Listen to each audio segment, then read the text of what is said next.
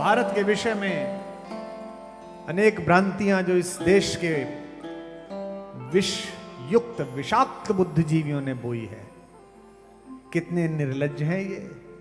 इनके बारे में बोलो तो ये धमकियां देते हैं। इनकी एकेडमियां इन षड्यंत्रों का केंद्र बन गई हैं। मुख्यमंत्रियों को राम का राज्याभिषेक हुआ, सबकी लिस्ट बनी। भरत ने पूछा किसे बुलाए?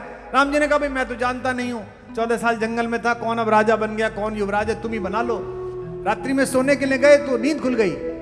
माता जानकी को जगाया, कहा अनर्थ हो जाता, एक ही तो मित्र बनाया था 14 साल में, उसी को नहीं बुलाया है। भरत को बुला के कहा कि अभी भेजो, एक मित्र बनाया था। कौन?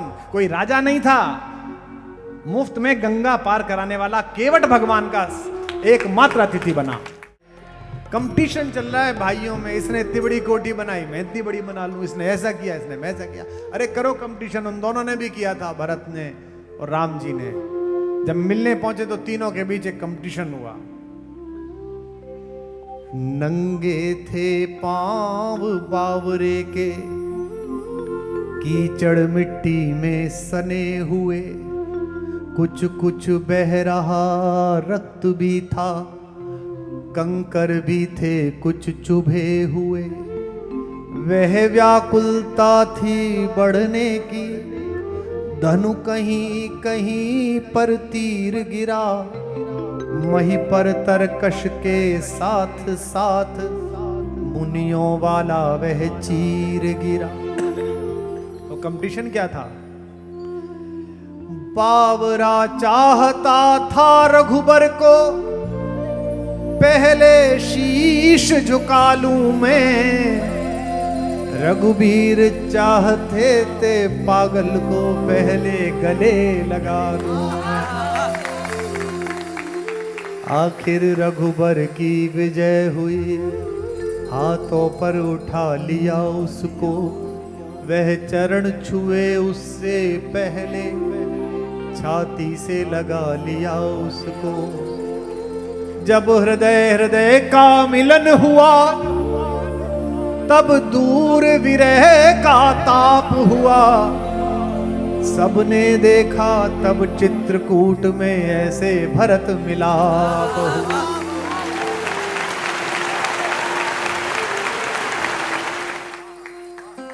भारत के विषय में अनेक भ्रांतियां जो इस देश के विष युक्त विषाक्त बुद्धिजीवियों ने बोई है।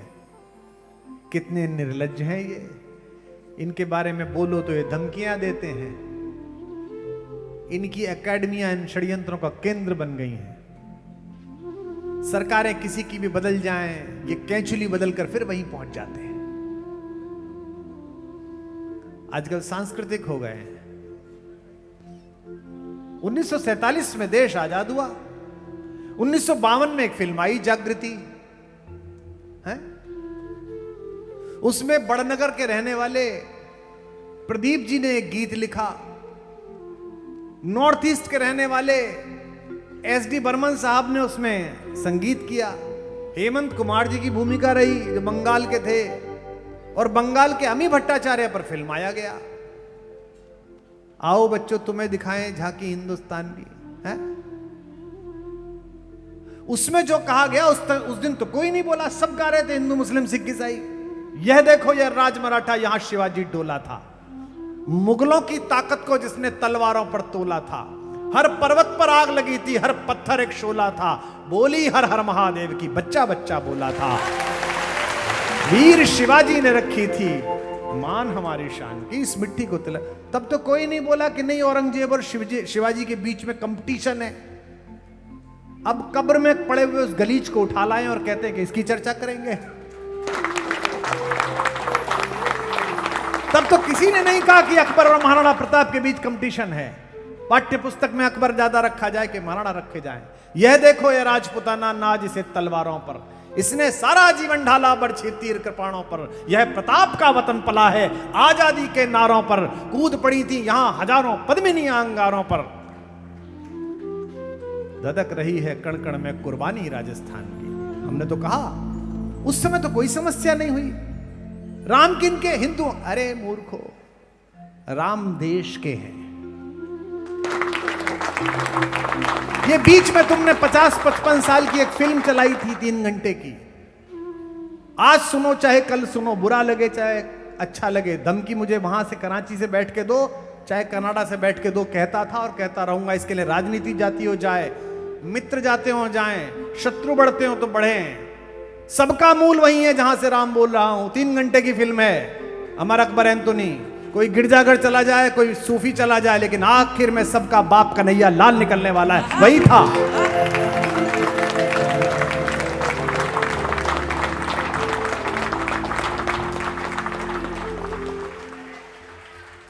कैसा विमर्श चलाया, किसी को समस्या नहीं थी गाने में, किसी को कहने में समस्या नहीं थी, अब इन्होंने चला दिया है। अच्छी बात यह है कि इन्होंने जो दुकान लगाई थी उसके ग्राहक समाप्त हो रहे हैं, अब इन्हें समझ में आ रहा है, इसलिए सब गोत्र तलाश रहे हैं।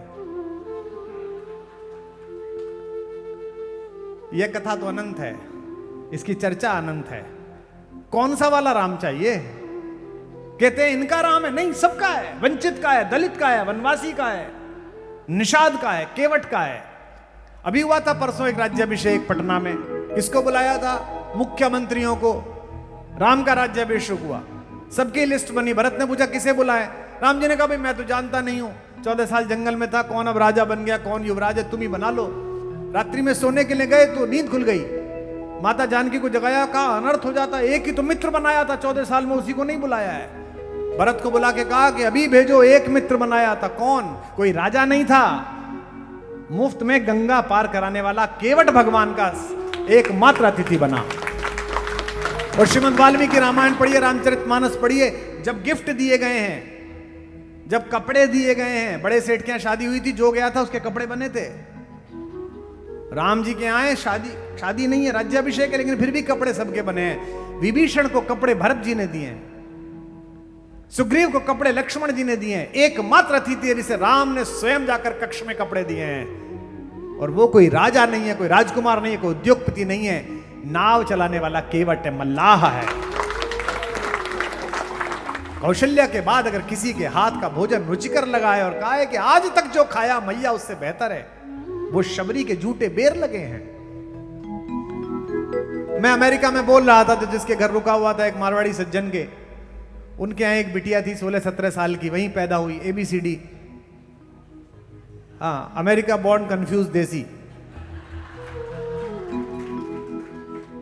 मैंने सुबह ब्रेकफास्ट टेबल में पूछा बेटा कैसा लगा कल? It was nice, it was awesome, the music was good, you know. मैंने कहा कोई समस्या, कोई प्रश्न? एक छोटी सी बात, that was so absurd, I am sorry. तो उसकी माँ ने आंख दिखाई, मैंने कहा नहीं आंख मत दिखाओ।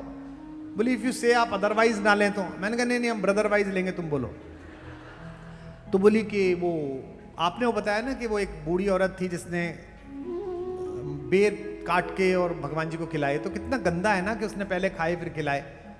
तो मैंने उसकी माँ को बुलाया, मैंने कहा जब ये पैदा हुई थी और पहली बार खाने लगी थी तो जो गरम सेरेलक था वो सीधा इसके मुंह में दे दिया था कि पहले खुद खाया था?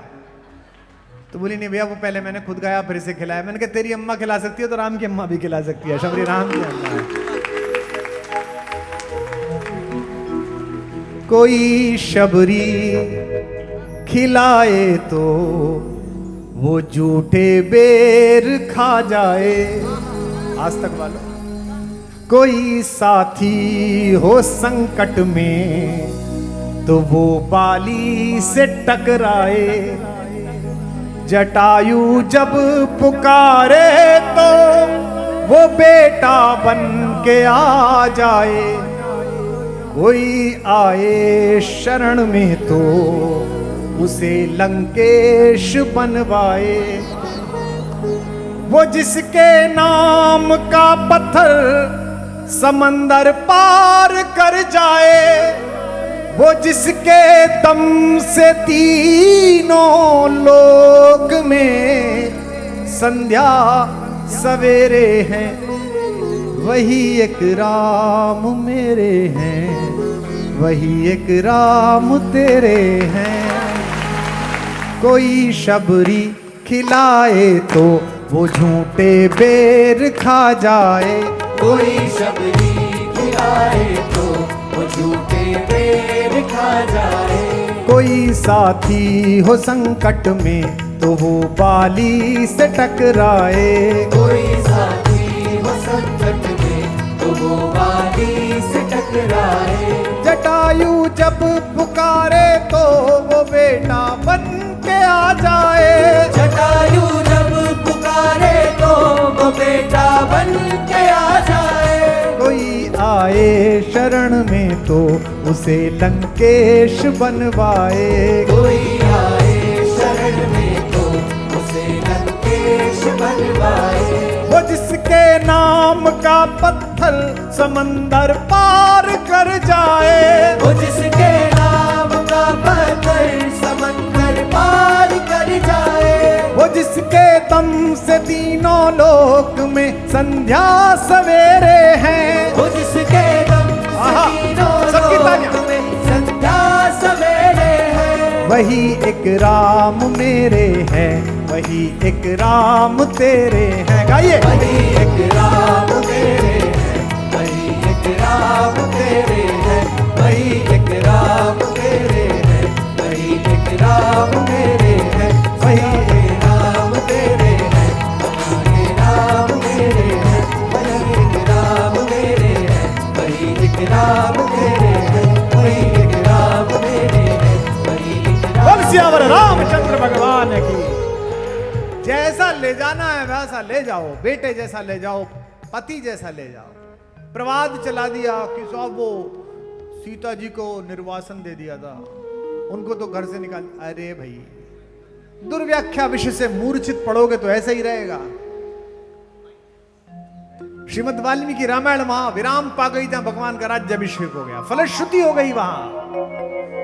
उसमें बाद में जोड़ दिया गया दो ही चीजें हैं जिनका आरोप राम पर लगाते हो। एक लगाते हो शंभूक वध और एक लगाते हो सीता परित्याग। दोनों ही प्रक्षिप्त हैं, दोनों बाद में जोड़े गए हैं। जो अपनी प्रेमिका को लेने के लिए, वापस लाने के लिए पंच तत्व से भिड़ जाए, सागर से भिड़ जाए, दुनिया के सबसे शक्तिशाली आदमी को घर में घुस के मारे, वो अपनी पत्नी को कहीं भेज सकता है किसी के कहने पर? ये तुम्हारे यहां होता होगा, वहां से तुमने ला के जोड़ा है, हमारे यहां नहीं होता, ये भारत में नहीं हुआ था।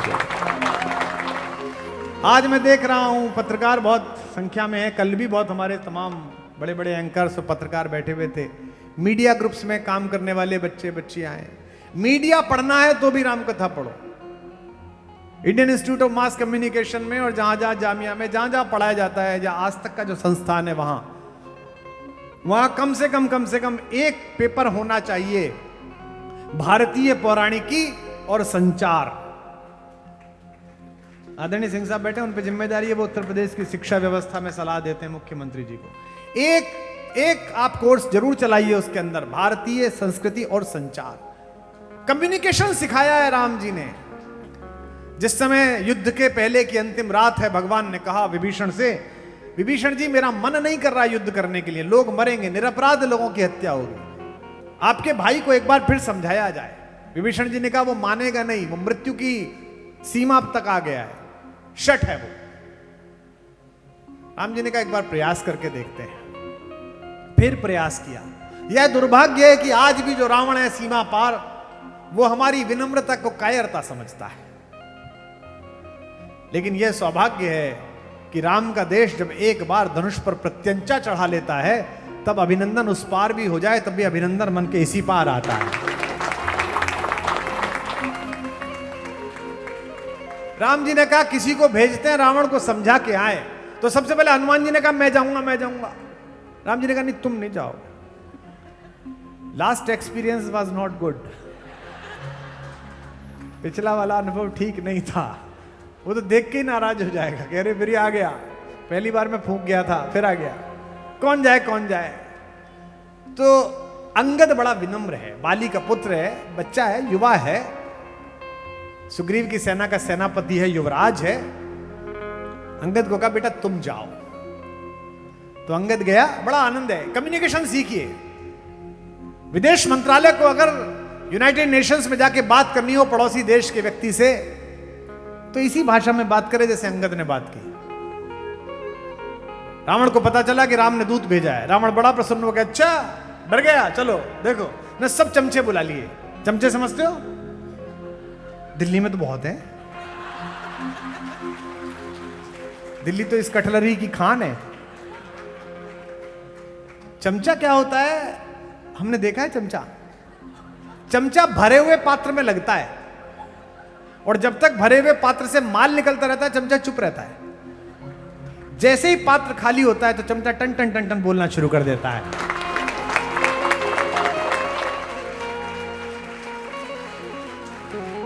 अभी अभी बिहार में एक पात्र खाली हुआ है तो उसके सारे चमचे बोल रहे हैं। तो इसलिए मीडिया कर्मियों को भी सिखा रहा हूं संवाद कैसा होना चाहिए राम कथा से। मीडिया के लोग महान हैं, ये एक चुनाव हारते ही सुयोधन को दुर्योधन बना देते हैं और चुनाव जीतते ही दुर्योधन को सुयोधन कहने लगते हैं। तो गया सामने अंगद, चारों तरफ चमचे बैठे हुए हैं, रावण बीच में बैठा हुआ है शनि के ऊपर पैर रखकर। आओ ये कौन है तू? मैं भगवान राम का दूत हूं। क्या नाम है? अंगद। कौन को सुत, किसका लड़का है? तो बोला महाराज किष्किंधा के पूर्व महाराज बाली का। अब बाली इसे 7 बार पीट चुका है। राम जी ने भी चीज ठीक भेजी थी, इसको बगल में दबा के सागर के चक्कर लगा चुका है 7। लेकिन चमचों के सामने कैसे कहे कि मैं जिससे पिटा था उसका है? तो कौन के सुत? बाली के। तो नादान बन गया। को बाली? बाली कौन? लड़का बोला न जानिए, याद नहीं आया? पोटरी कांख में चांप रहे सागर 7 नहात बखानिए। जिन्होंने आपकी पोटली बना के यहां रख ली थी और 7 बार चक्कर लगाया था समुद्र का, मैं उन्हीं का बेटा हूं अंकल जी। अच्छा अच्छा, फिर बात आगे छोड़। अच्छा, सागर कैसे तरियो, समुद्र कैसे पार करा? उसे लगा बहुत महान काम है। बोला जैसे गोपद, जैसे गाय कीचड़ में पैर रख दे तो उसका जो खांचा बन जाता है उसे बच्चे पार कर लेते हैं, ऐसे पार कर लिया। और अंतिम सवाल का जवाब तो ऐसा दिया कि उसी रात आधा हार गया रावण, आधा मनोबल खत्म। सागर कैसे तरियो जैसे गोपद, काज का क्या काम था? बोले कुछ नहीं अंकल जी, हम किष्किंधा में रहते थे, हमने सोना चुराने वाला देखा, हीरा चुराने वाला देखा, पशु चुराने वाला देखा, दूसरे की पत्नी चुराने वाला नहीं देखा था, तो आपके दर्शन के लिए मैं उपस्थित हो गया। सागर कैसे तरियो जैसे गोपद, काज कहा सिए चोर ही देखो, सीता के चोर को देखने आया हूं। यही जवाब देना चाहिए। आपको याद है आज तक वालों को खबर चलाई थी आपने, हमारा चंद्रमा पर जो पहला मिशन गया वो मिलीमीटर के 100वें हिस्से से गलत उतर गया। तो रोने लगे के सिवन। प्रधानमंत्री जी ने अभिभावक की तरह गले लगाया। मैं सुबह से उत्साह में था कि भारत चंद्रमा पे जा रहा है, स्वर्ग के सम्राट को जाकर खबर कर दो, स्वर्ग की ओर बढ़ते आ रहे हैं हम, बड़ा जबरदस्त। तो पड़ोसी देश में एक टेक्नोलॉजी मिनिस्टर था, वहां टेक्नोलॉजी नहीं है पर मिनिस्टर था। उसने शाम को मेरे उसी ट्वीट के ऊपर लिखा और वही शायर आजम उतर गया जहाज चांद पे। मैंने उसे ऐसा जवाब दिया कि तब से ब्लॉक नहीं खोला उसने ट्विटर पे मेरा। मैंने कहा तू तो चुप ही रहे, चांद पे झंडा होना और झंडे पे चांद होने में औकात का अंतर होता है।